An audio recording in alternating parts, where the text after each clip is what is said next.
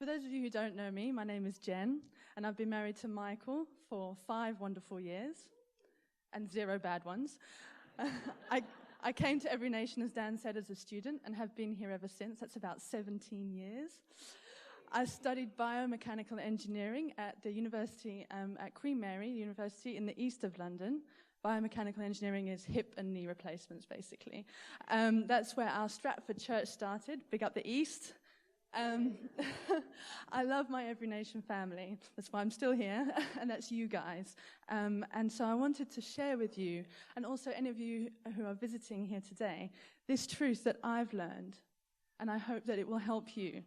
The truth is, when you're facing difficult circumstances, you can absolutely trust God to give you everything that you need to get through them.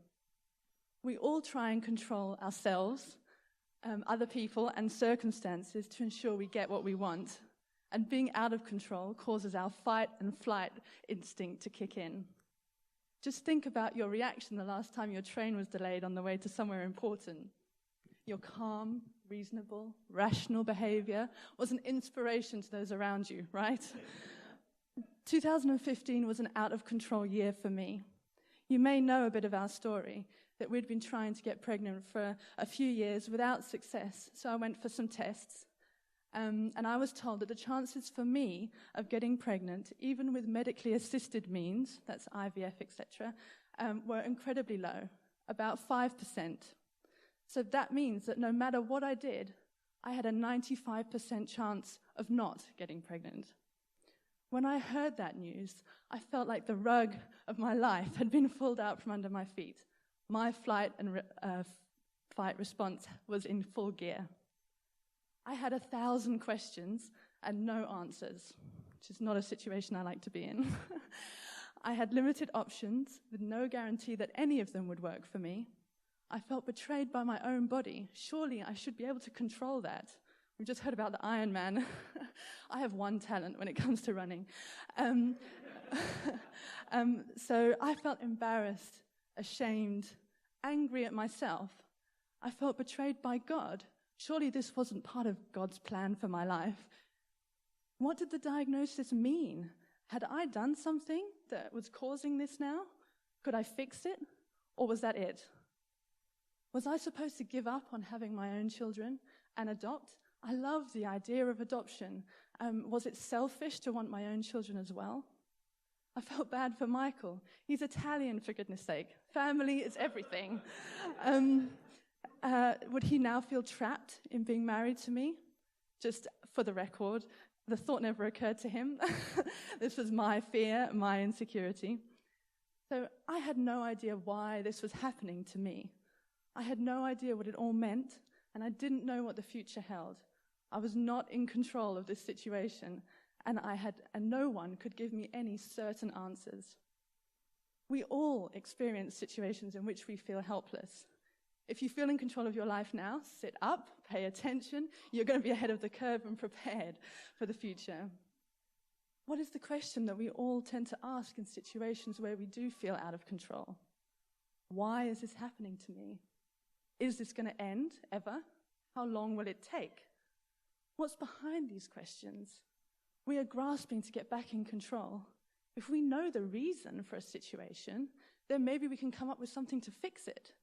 If we know how long something is going to last, we could at least know it was going to end and grit our teeth and bear it until then. In chapter 6 of the book of 2 Kings in the Bible, it tells about a normal average person referred to only as Elijah's servant who came face to face with a situation he couldn't control. I'll give you a bit of context while you find it if you have a Bible with you. That's 2 Kings chapter 6. So there's an aggressor king who was attacking the country of Israel. A man named Elisha was revealing all of the enemy king's tactics to Israel, and so they were winning every encounter.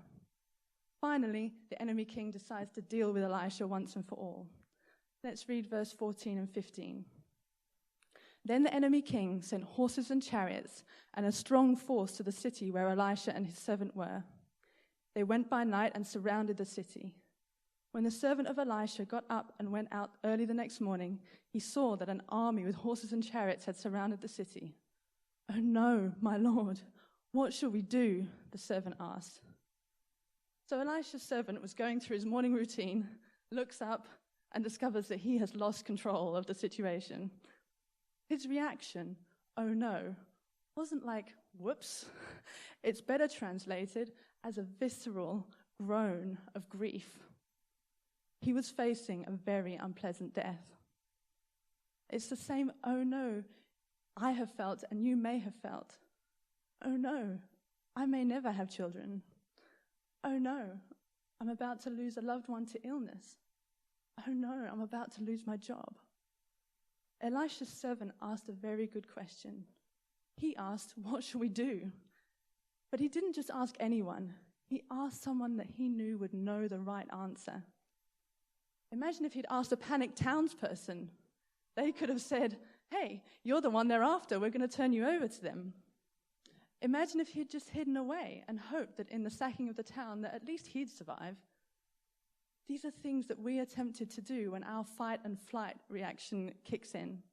We run around panicking, or we look for someone to blame, or we hide our head in the sand and hope it will all go away, also known as a Netflix binge. Elisha's servant needed someone with the right answer. What's the criteria for that person if you're looking for one? He needed someone who knew what was happening, what was going to happen, and who was on his side. Who are you asking your questions to in your out-of-control situation? Google? Your horoscope? Textbooks? The information you find there is only as trustworthy as its author. Are you sure that the author of the information that you're basing your decision on is on your side, who knows your past, your present, and your future? So Elisha's servant went to the right person to ask the right question and got an amazing answer. In verse 16, Elisha says, "Don't be afraid." There was nothing that Elisha's servant needed to actually do. He was still completely out of control, but it didn't matter. Someone with the right knowledge and who was on his side had told him he didn't need to be afraid. The best question asked in this whole bit of scripture is in verse 17, where Elisha asks God this question, open my servant's eyes, Lord, that he may see." What Elisha's servant saw gave him a complete change of perspective. It was a game changer. This was no longer a desperate, grief-stricken, out-of-control situation. This was an exciting, edge-of-your-seat, wild ride situation. This was no longer, "What's going to happen?" This was, "What's going to happen?" God didn't need to do that. He didn't need to reveal what was happening at that moment to Elisha's servant. Elisha's servant does nothing for the rest of the story. What does that say about the character of God? What he finds important? What does that mean for me and for you? Who do you have on your side who knows the meaning of everything that has happened to you, is happening to you, and who also knows the future? Through Jesus, the supreme being and creator of the universe has definitively and for all time placed himself firmly on your side. He is looking across the entire span of history and working tirelessly for my good and for your good. So I would say that the first question to ask when you're feeling out of control is, "Jesus, open my eyes so that I may see." The answer might surprise you. God was very good to me this past year. He brought me through my difficult circumstance in that I'm now pregnant, profile view. And I am so grateful for this little boy. But he gave me something that I needed so much more than that. Like Elisha's servant, throughout my waiting and hoping, he showed me that whatever the circumstances, I did not need to be afraid, and that there was more going on than I could initially see. Without God this past year, I could have charged off in many different directions, spent thousands on solutions, and maybe got pregnant. But without the assurance that God was with me and I didn't need to be afraid, I know I would have still felt out of control. I would have lived in fear throughout that time and throughout my pregnancy. God opened my eyes to see what was really going on, not once, but over and over again, through people, scripture, and talking to him. He gave me hope to act when I needed to, and patience to wait when I needed to.